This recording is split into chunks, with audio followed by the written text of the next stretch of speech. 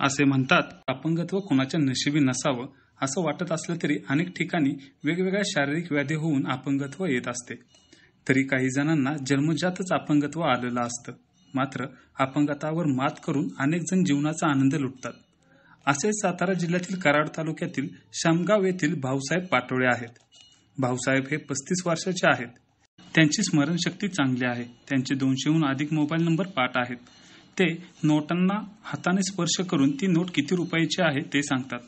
ते कशाचा आधार न घेता रस्त्यावर चालतात. ते अंध असून देखील ते लोकांना त्यांच्या आवाजावरून ओळखतात. शामगावचा भावड्या म्हणून पंचक्रोशीमध्ये भाऊसाहेब यांची ओळख आहे. चला तर मग जाणून घेऊया त्यांच्याबद्दलची अधिकची माहिती. नाव भाऊसाहेब पाटोळे. मला 100% दिसत नाही. कुठलाही आधार न घेता मी चालतो. राजकारणाचा वगैरे मला छंद आहे. 200हून अधिक मोबाईल नंबर माझ्या पाठ आहे.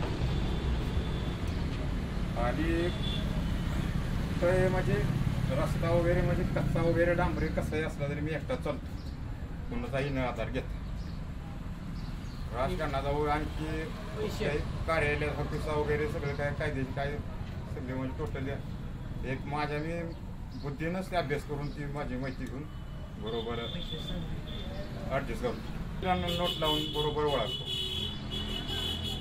100ची, 200ची, 500ची, 50ची, 10ची. मोबाईल नंबर कसे द्यायचे? मोबाईल नंबर आपण पाठ असते ते असं बोट फिरवून बटनावर अंदाजावर.